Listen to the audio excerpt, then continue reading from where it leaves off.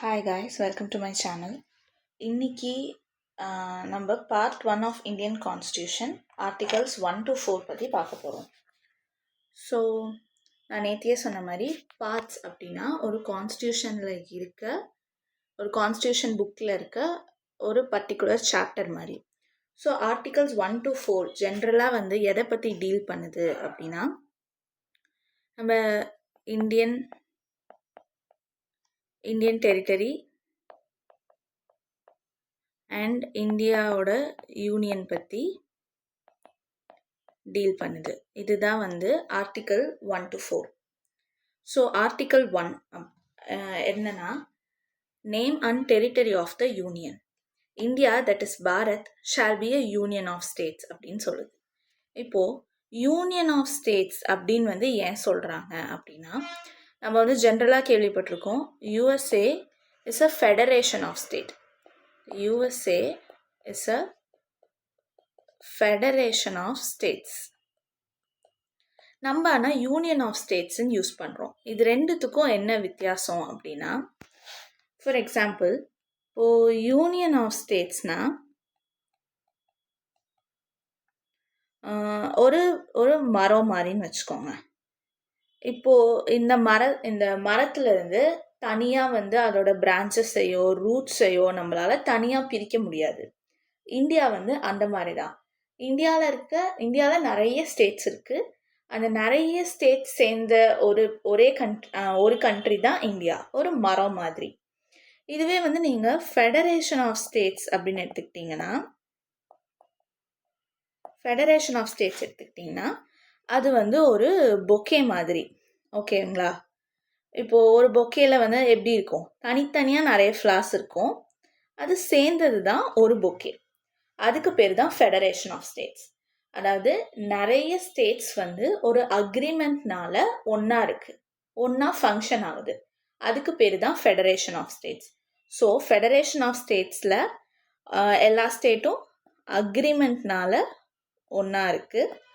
Union of ஸ்டேட்ஸில் எல்லாம் ஒன்றா தான் இருக்காங்க, பட் நோ அக்ரிமெண்ட்.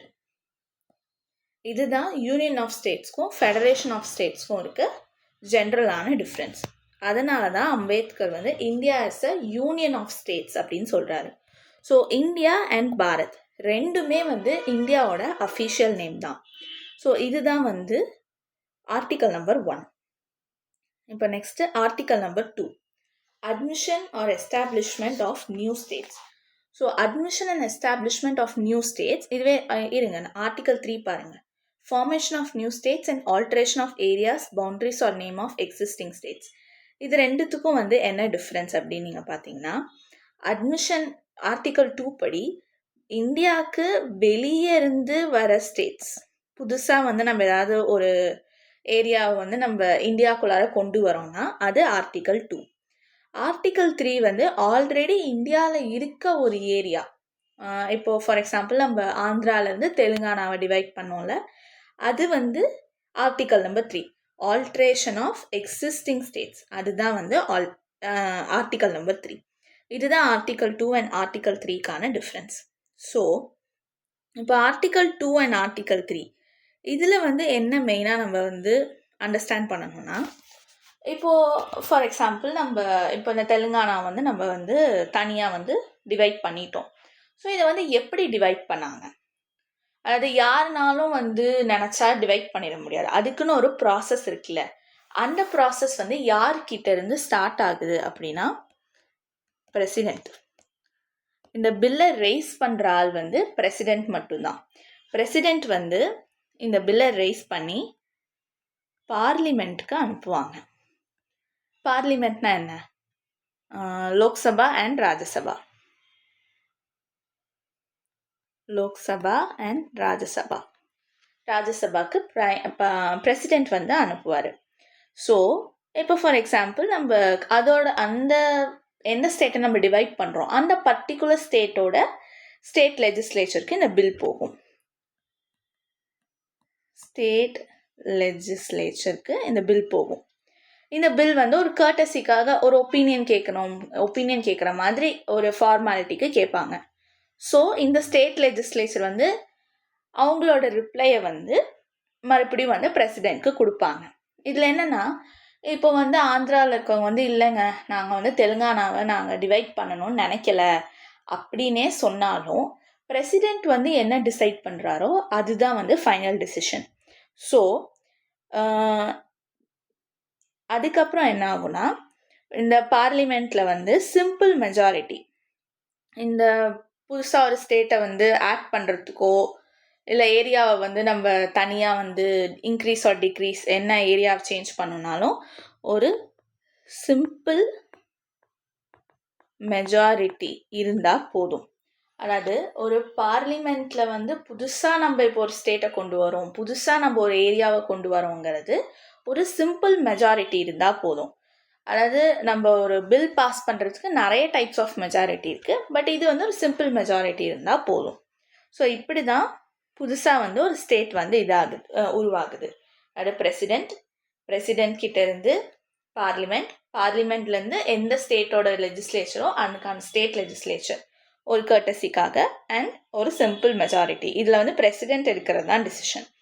நாட் பைண்டிங்னா இப்போ வந்து அந்த ஸ்டேட்டில் இருக்க ஸ்டேட் லெஜிஸ்லேச்சரில் இருக்கவங்களுக்கு வந்து இல்லைங்க எங்களுக்கு வேண்டாம் அப்படின்னே சொன்னாலும் பிரசிடெண்ட் எடுக்கிறது தான் வந்து அல்டிமேட் டிசிஷன்.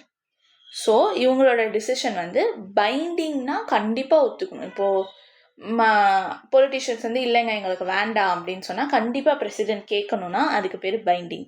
இல்லை கேட்க வேண்டாம் பிரசிடெண்ட்டோட டிசிஷன் தான் அப்படிங்கிறதுக்கு பேர் தான் நான் binding. So next Article 4.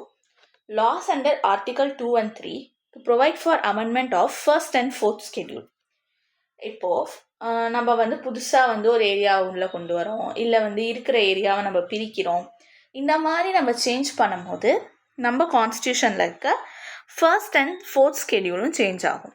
So first and fourth schedule என்னென்னு பார்த்தோன்னா, ஃபர்ஸ்ட் ஸ்கெடியூல் வந்து India and it's union territories. Fourth schedule வந்து மெம்பர்ஸ் இன் ராஜ்யசபா. அதாவது ஒவ்வொரு ஸ்டேட்டில் எத்தனை பேர் இருக்காங்களோ அதுக்கு தகுந்த மாதிரி தானே மெம்பர்ஸ் இருப்பாங்க. ஸோ அதோட சேஞ்ச் அது வந்து சிம்பிளான சேஞ்ச் வந்து போதும். இதை வந்து நம்ம வந்து ஒரு கான்ஸ்டிடியூஷனல் அமெண்ட்மெண்ட் மாதிரி ட்ரீட் பண்ணக்கூடாது அப்படின்னு சொல்கிறாங்க. இந்த கான்ஸ்டிடியூஷனல் அமெண்ட்மெண்ட்னா என்ன அப்படின்னு கேட்கலாம். இப்போ லாஸ்ட் வீடியோவில் சொன்ன மாதிரி கான்ஸ்டிடியூஷனல் அமெண்ட்மெண்ட்னா ஒரு சேஞ்ச் இன் கான்ஸ்டியூஷன். ஆனால் Article 2 and 3 சேஞ்ச் பண்ணால் ஜஸ்ட் ஒரு சிம்பிள் லா அப்படின்னு சொல்கிறாங்க. இப்போ ரெண்டுத்துக்கும் என்ன வித்தியாசம்னா, ஃபார் எக்ஸாம்பிள் இப்போ வந்து நம்ம ஸ்கூல் இருக்குல்ல, நம்ம ஸ்கூலில் வந்து டீச்சர்ஸ்லாம் வந்து 100 மார்க்ஸ்க்கு வந்து எக்ஸாம் வச்சிட்ருக்காங்க. திடீர்னு வந்து இல்லைங்க 100 மார்க்ஸ்க்கு வேணாம், ஸ்கூல் சிஸ்டத்தில் வந்து 50 மார்க்ஸ் போதும் அப்படின்னு சொல்லி பிரின்சிபல் வந்து ஒரு சர்க்குலர் அனுப்புகிறாரு. இதை வந்து பிரின்சிபல் அனுப்புறதுக்கு யார்கிட்டையும் கேட்க தேவையில்ல, அது வந்து பிரின்சிபலோட டிசிஷன், அவ்வளோதான். அதுக்கு பேர் தான் சிம்பிளாக லா. ஓகேவா? இதுவே கான்ஸ்டிடியூஷனல் அமெண்ட்மெண்ட்டுங்கிறது ஒரு பெரிய சேஞ்ச். அதாவது நம்ம தமிழ்நாடுல வந்து ஸ்டார்டிங்லலாம் பார்த்தீங்கன்னா +2க்கு வந்து 1200 மார்க்ஸ்க்கு பப்ளிக் எக்ஸாம் இருந்துச்சு. ஆனால் வந்து இப்போ கரண்ட்டாக வந்து வெறும் 600 மார்க்ஸ்க்கு தான் வந்து எக்ஸாம் இருக்குது. ஸோ இது வந்து என்டையர் கிரேடிங் சிஸ்டமையே வந்து மாற்றிருக்காங்க. ஸோ இது வந்து ஒரு பெரிய டிசிஷன். அந்த பெரிய டிசிஷன் தான் கான்ஸ்டிடியூஷனல் அமெண்ட்மெண்ட்.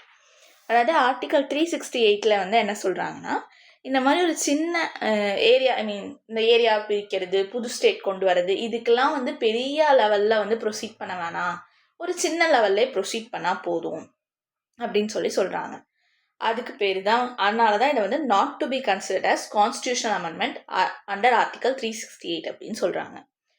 இப்போது இதில் வந்து என்ன எக்ஸெப்ஷன் இல்லை என்ன எக்ஸ்ட்ரா பாயிண்ட்ஸ் நம்ம வந்து தெரிஞ்சுக்கணும் அப்படின்னா, பெருபாரி கேஸ் 1960. ஸோ இந்த பெருபாரி கேஸ் அப்படிங்கிறது நான் வந்து கரெக்டாக ப்ரொனவுன்ஸ் பண்ணலான்னு கூட எனக்கு தெரியல. பட் இந்த கேஸில் வந்து என்ன சொல்கிறாங்க அப்படின்னா, ஆஃப்டர் இண்டிபெண்டன்ஸ் நம்ம இந்தியா கிட்ட ஒரு லேண்ட் இருந்துச்சுன்னு வச்சுக்கோங்க, அதை வந்து நம்ம வந்து பாகிஸ்தானுக்கு கொடுக்கணும். ஸோ இந்தியாவிலேருந்து பாகிஸ்தானுக்கு கொடுக்கணும். அப்போது இந்த பெருபாரி கேஸில் வந்து என்ன சொன்னாங்கன்னா, நம்ம கிட்ட இருக்க லேண்டை வந்து பக்கத்தில் இருக்க கண்ட்ரிக்கே கொடுக்குறோம். ஸோ இதை வந்து சிம்பிளான லாவில் வந்து பண்ண முடியாது. அதுக்கு வந்து நம்ம கான்ஸ்டியூஷன் அமெண்ட்மெண்ட் வந்து கண்டிப்பாக வந்து சேஞ்ச் பண்ணணும். கான்ஸ்டியூஷன் அதாவது அமெண்ட்மெண்ட் இருக்கணும் அப்படின்னு சொல்லி இந்த கேஸில் வந்து சொல்கிறாங்க. ஸோ இந்த கேஸ்னால தான் நமக்கு 100th கான்ஸ்டியூஷனல் அமெண்ட்மெண்ட் 2014 வந்து வருது. இந்த 100th கான்ஸ்டியூஷனல் அமெண்ட்மெண்ட்னால தான் இந்தியா அண்ட் பங்களாதேஷ்க்கு டெரிட்டரி ப்ராப்ளம் வந்து சால்வ் பண்ணுறாங்க. ஸோ அவ்வளோதான் இந்த ஃபர்ஸ்ட் 4 ஆர்டிக்கல். இதை வந்து ரொம்ப வந்து டீப்பாக நீங்கள் படிக்கணும் அப்படிங்கிற அளவுக்கும் இதில் எதுவும் கிடையாது. பட் ஸ்டில் இந்தியா ஒரு சின்ன ரீகேப் பற்றி பார்த்தோன்னா, இந்தியாவோட பேர் தான் பாரத்தும். It is a union of states. அதே மாதிரி India is an indestructible union of destructible states. அதாவது indestructible union of destructible states அப்படின்னா, இந்தியா வந்து ஒரு யூனியன் ஆஃப் ஸ்டேட்ஸ் தானே. எங்களை வந்து யாரையுமே பிரிக்க முடியாது. பட் ஆர்டிகல் 2 and 3 பார்த்த மாதிரி நாங்கள் வந்து எங்களுக்குள்ளாரே நாங்கள் பிரிச்சுக்கிறோங்க. அந்த மாதிரி அந்த ஸ்டேட்ஸ் ஆர் ஏரியாஸை வந்து நாங்கள் வந்து பிரிச்சுப்போம். அதுதான் நாங்கள் வந்து எப்படி வந்து ஸ்டேட்ஸையும் ஏரியாவையும் பிரித்தாலும் நாங்கள் எல்லாருமே சேர்ந்தாதான் இந்தியா. அதுதான் இன்டிஸ்ட்ரக்டபிள் யூனியன் ஆஃப் டிஸ்ட்ரக்டபிள் ஸ்டேட்ஸ்ன்னு சொல்கிறாங்க. ஸோ ஆர்டிகல் 2 and 3, ஆர்டிகல் 2க்கும் 3க்கும் என்ன டிஃப்ரென்ஸ்னால், ஆர்டிகல் 2ல் வந்து வெளியே இருக்க ஒரு இடம் வந்து இந்தியாவோட ஜாயின் ஆச்சுன்னா அதுதான் ஆர்டிகல் 2. ஆர்டிகல் 3 இருக்க ஸ்டேட்ஸ் ஆர் ஏரியாஸை வந்து ஆல்டர் பண்ணுறது. ஸோ இதுக்கான பில் வந்து பிரசிடெண்ட் தான் இனிஷியேட் பண்ணுவாங்க.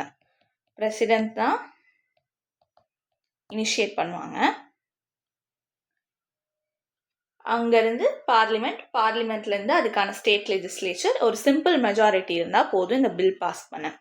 Simple bill. Next article 4. இது ரெண்டு ஆர்டிகல் 2 and 3ல் ஏதாச்சும் சேஞ்சஸ் ஆச்சுன்னா ஆட்டோமேட்டிக்காக 1st and 4th ஷெட்யூல்லையும் சேஞ்ச் ஆகும். இதை வந்து கான்ஸ்டிடியூஷனல் அமெண்ட்மெண்ட்டாக ட்ரீட் பண்ணக்கூடாது அப்படின்னு சொல்கிறாங்க. நம்ம ஞாபகம் வச்சுக்க வேண்டியது இந்த Berubari case and 100th constitutional amendment. That's it. அவ்வளோதான் இந்த ஃபர்ஸ்ட் 4 ஆர்டிக்கலோட மீனிங். தேங்க்யூ ஃபார் வாட்சிங்.